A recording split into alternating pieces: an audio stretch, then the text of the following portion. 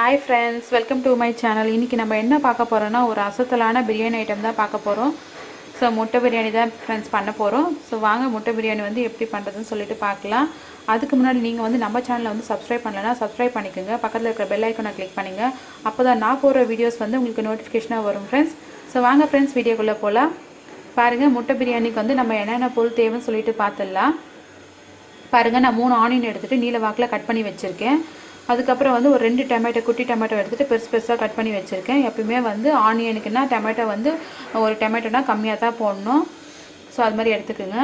அதுக்கப்புறம் வந்து 2 பச்சை மிளகா வந்து நான் வந்து கீனி வச்சுருக்கேன், நான் ஜஸ்ட்டு ஒரு டேஸ்ட்டுக்காக. அதுக்கப்புறம் வந்து கொத்தமல்லி கொஞ்சம், அதுக்கப்புறம் ஒரு அரை கப் போல் கர்டு எடுத்துருக்கேன் நான். அதுக்கப்புறம் கொஞ்சமாக வந்து கீ எடுத்துக்கோங்க. அதுக்கப்புறம் வந்து ஆயில் எடுத்துக்கோங்க. அப்புறமா வந்து தேவையான அளவுக்கு வந்து இது மிளகாத்தூள், வெறும் மிளகாத்தூள். அதுக்கப்புறம் வந்து இது வந்து நான் 1.5 ஸ்பூன் எடுத்திருக்கேன் நான். அதுக்கப்புறம் வந்து 1.5 ஸ்பூன் வந்து தனியாத்தூள் எடுத்திருக்கேன். அப்புறமா வந்து ஒரு அரை இது வந்து இது மஞ்சள்தூள் எடுத்திருக்கேன். உப்பு வந்து தேவையான அளவுக்கு எடுத்துக்கோங்க. அதுக்கப்புறம் வந்து கரம் மசாலா, அப்புறம் வந்து பிரியாணி மசாலா எடுத்திருக்கேன் நான். இது ரெண்டும் வந்து ஒரு ஒன்று போல் அப்படி எடுத்திருக்கேன் நான். 1 ஸ்பூன் வந்து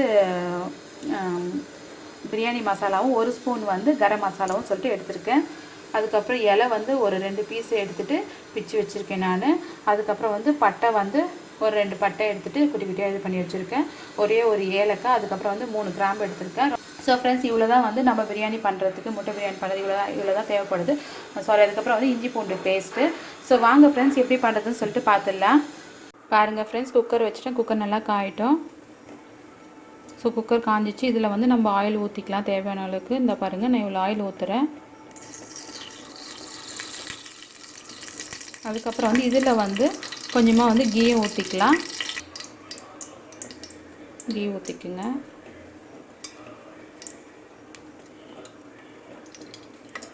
போதும். ஸோ இது வந்து கொஞ்சம் காயட்டும். அதில் வந்துட்டு நம்ம இந்த பட்டை இலை இருக்குது இல்லைங்களா, ஸோ அது வந்து இதில் போட்டுடலாம்.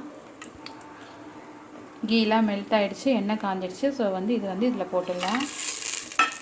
போட்டுட்டு லைட்டாக வந்து வதக்கி விடுங்க. லைட்டாக வதக்கியாச்சு. ஸோ இதில் வந்து நம்ம ஆனியன் போட்டுடலாம். பாருங்கள் ஃப்ரெண்ட்ஸ், ஆனியன் போட்டாச்சு. ஸோ ஆனியன் போட்டுட்டு நல்லா கோல்டன் ப்ரௌன் ஆற வரைக்கும் நல்லா வதக்குங்க. ஸோ வந்து இந்த ஆனியன் கூடயே வந்து நீங்கள் வந்து இந்த சீனி வச்சுருக்கோம் இல்லையா, ஸோ 2 பச்சை மிளகா போட்டுடலாம். பாருங்கள், 2 பச்சை மிளகா இதிலே போடுறேன். போட்டுட்டு நல்லா வந்து ஆனியன் கோல்டன் ப்ரௌன் ஆற வரைக்கும் நல்லா வந்து வதக்குங்க. ஸோ அதுக்கப்புறம் வந்து நம்ம டொமேட்டோ போட்டுக்கலாம். பாருங்கள், ஆனியன் வந்து நல்லா வந்து கோல்டன் ப்ரௌன் ஆகிடுச்சு பாருங்கள். ஸோ இந்த ஸ்டேஜில் வந்து நம்ம டொமேட்டோ சேர்த்துடலாம். டொமேட்டோ சேர்த்தாச்சு. ஸோ டொமேட்டோ சேர்த்துட்டு வதக்குங்க. டொமேட்டோ வந்து கொஞ்சம் லைட்டாக வதங்கினோடனே நம்ம வந்து இஞ்சி பூண்டு பேஸ்ட் போட்டுக்கலாம். தக்காளி பாருங்கள் லைட்டாக வந்து வதங்கிடுச்சு. ஸோ இப்போ வந்து நம்ம இஞ்சி பூண்டு பேஸ்ட் வந்து போட்டுடலாம். நான் வந்து ஒரு 2 ஸ்பூன் அளவுக்கு நான் போடுறேன். ஸோ இஞ்சி பூண்டு பேஸ்ட் போட்டுட்டு நல்லா வந்து வதக்குங்க. ஸோ இந்த இஞ்சி பூண்டு ஸ்மெல், இந்த பேஸ்ட் ஸ்மெல் வந்து போட்டோம். ஸோ இஞ்சி பூண்டு பேஸ்ட் போட்டுட்டு நல்லா வந்து வதக்குங்க. இந்த பச்சை ஸ்மெல் எல்லாம் போட்டோம். பாருங்கள், நல்லா வந்து ஆனியன் டொமேட்டோ அதுக்கப்புறம் நல்லா வதங்கிடுச்சு. இந்த இஞ்சி பூண்டு பேஸ்ட் அந்த ஸ்மெல் இதுவும் வந்து போயிடுச்சு. ஸோ பாருங்கள், எண்ணெய் நல்லா வந்து பிரிஞ்சு வந்துருக்கு. ஸோ இந்த ஸ்டேஜில் வந்து நம்ம வந்து இந்த மிளகாத்தூள், தனியாத்தூள், அதுக்கப்புறம் வந்து மஞ்சள்தூள் வந்து போட்டுக்கலாம். ஸோ வந்து அதாவது வந்து மஞ்சள்தூள் போடுறேன். ஸோ அதுக்கப்புறம் வந்து மிளகாத்தூள், தனியாத்தூள் வந்து போட்டுக்கலாம். இதுலேயே வந்து தேவையான அளவுக்கு வந்து உப்பு போட்டுக்கலாம். அப்புறமா வந்து கரம் மசாலா, அதுக்கப்புறம் வந்து பிரியாணி மசாலா வச்சுருக்கோம் இல்லைங்களா, ஸோ இதுவும் வந்து இதில் போட்டுருங்க. போட்டுட்டு நல்லா வந்து வதக்குங்க. ஒரு 5 மினிட்ஸ் போல் வதக்குங்க. அதுக்கப்புறம் வந்து நம்ம கர்ட் ஆட் பண்ணிக்கலாம்.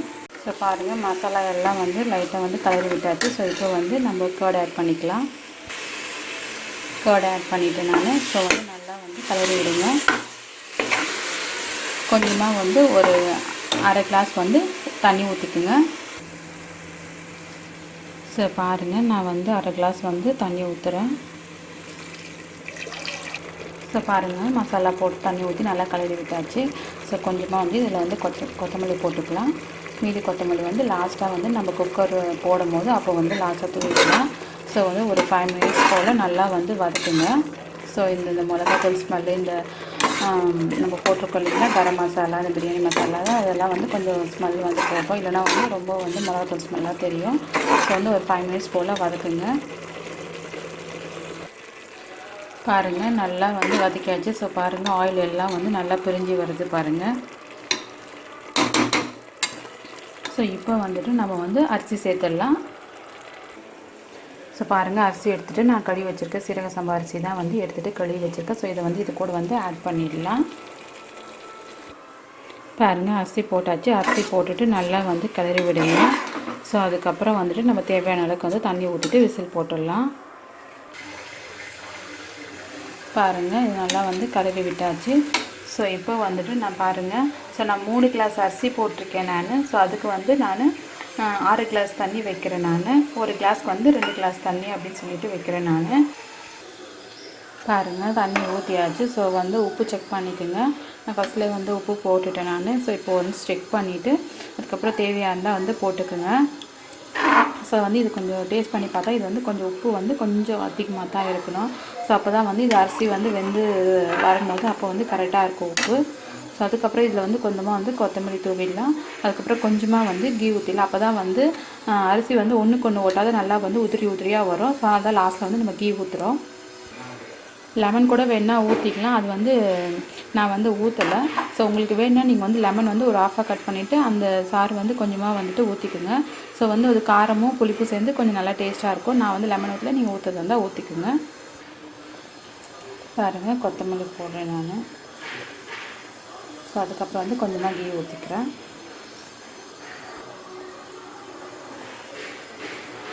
ஸோ கொஞ்சமாக வந்து கீ ஊற்றிக்கிறேன். லைட்டாக வந்து கலரி விடுங்க. ஸோ வந்து இது வந்து நல்லா வந்து கொதிச்சோடனே நம்ம வந்து விசில் போட்டுடலாம். பாருங்கள் நல்லா கொதிக்குது. ஸோ வந்து இப்போ இந்த டைமில் வந்து விசில் போட்டுடலாம். ஸோ பாருங்கள் விசில் போட்டாச்சு. ஸோ வந்து 2 விசில் வந்து விடலாம்.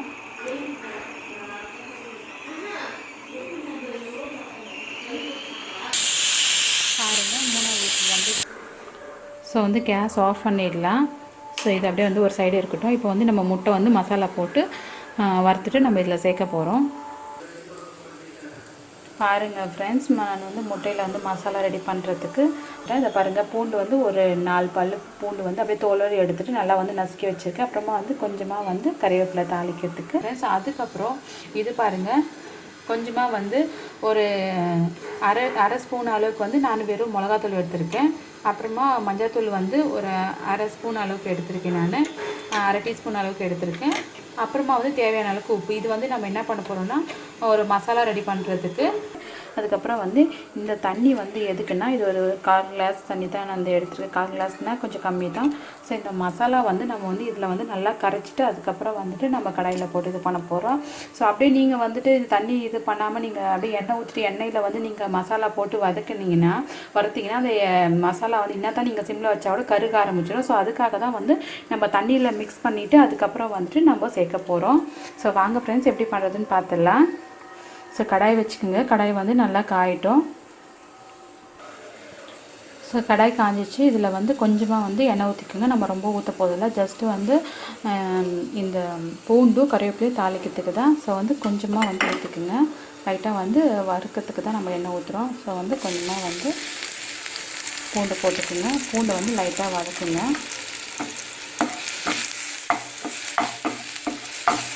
அதுக்கப்புறம் வந்து கொஞ்சமாக கறிவேப்பிலை போட்டுக்குங்க. கறிவேப்பிலை போட்டு லைட்டாக வதக்கும். பாருங்கள் இது 3த்தையும் வந்து நம்ம இந்த தண்ணியில் போட்டு நல்லா வந்து கரைச்சிக்கலாம். ஒரு ஸ்பூன் போட்டாச்சு. ஸோ வந்து எந்த கட்டி இது இல்லாமல் நல்லா வந்து கிளறி விடுங்க. பாருங்கள் ஃப்ரெண்ட்ஸ் நல்லா வந்து கலக்கி விட்டாச்சு. ஸோ இதை எடுத்துகிட்டு நம்ம வந்து இதில் ஊற்றிடலாம். பாருங்கள் அந்த மிளகா அதுக்கப்புறம் மஞ்சத்தூள் உப்பு போட்டு அந்த தண்ணி கரைச்சிட்டு இதில் ஊற்றியாச்சு. ஸோ லைட்டாக வந்து ஒரு 2 மினிட்ஸ் வதக்குங்க. ஸோ அது பாருங்கள் எவ்வளோ வந்து திக்காகுது பாருங்கள். ஸோ இந்த டைமில் வந்துட்டு நம்ம வந்து முட்டை சேர்த்துக்கலாம். இதை பாருங்கள் நான் வந்து ஒரு 8 முட்டை போல் எடுத்திருக்கேன் நான். ஸோ இதை வந்து ஒரு மாதிரி வந்து இந்த சைடு வந்து ஒரு கட்டு, அதுக்கப்புறம் வந்து தெரியுதா என்னன்னு தெரியல. ஸோ வந்து 2 சைட்லேயும் வந்து ஒரு கட் பண்ணிவிட்டு வச்சுருக்கேன் நான். ஸோ இது வந்து இந்த முட்டையை வந்து இதுக்குள்ளே சேர்த்துடலாம். பாருங்கள் முட்டை வந்து இதுக்குள்ளே சேர்த்தாச்சு. சேர்த்துட்டு லைட்டாக வந்து ஒரு 1 மினிட் வந்து அப்படி வதக்குங்க.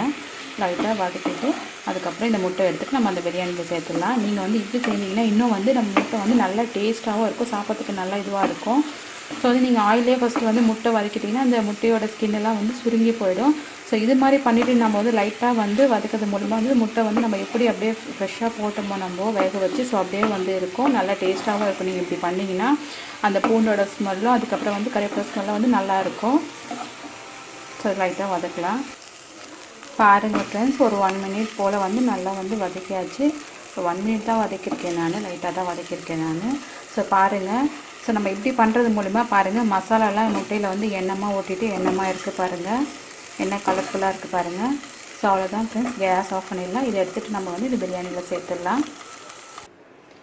பாருங்கள் ஃப்ரெண்ட்ஸ், நல்ல ஒரு டேஸ்டான நல்லா பாருங்கள் ஒரு கலர்ஃபுல்லாக வந்து இந்த முட்டை ஒரு ரெடி ஆகிடுச்சு பாருங்கள். ஸோ இதை எடுத்துகிட்டு நம்ம வந்து பிரியாணியில் சேர்த்துடலாம். பாருங்கள் ஃப்ரெண்ட்ஸ், குக்கர் திறந்தாச்சு பாருங்கள், நல்லா வந்து வெந்துட்டுருக்கு. ஸோ இதிலே வந்து முட்டை சேர்த்துடலாம். அதுக்கப்புறம் வந்து லாஸ்ட்டாக வந்து கொஞ்சமாக வந்து கொத்தமல்லி தூவிட்டு இறக்கிடுங்க. ஸோ பாருங்கள் ஃப்ரெண்ட்ஸ், அவ்வளோதான். ஸோ என்ன டேஸ்ட்டு என்ன கலர்ஃபுல்லாக வந்திருக்கு பாருங்கள். ஸோ ஃப்ரெண்ட்ஸ், இது நீங்கள் வீட்லேயும் வந்து ட்ரை பண்ணி பாருங்கள். நம்ம சேனல் உங்களுக்கு பிடிச்சிருந்துச்சுன்னா சப்ஸ்கிரைப் பண்ணுங்கள், பக்கத்தில் இருக்கிற பெல் ஐக்கானை கிளிக் பண்ணுங்கள், லைக் பண்ணுங்கள், கமெண்ட்ஸ் பண்ணுங்கள் அண்ட் ஷேர் பண்ணுங்கள் friends. Okay bye friends, next வீடியோவில் பார்க்கலாம். தேங்க்ஸ் ஃபார் வாட்சிங்.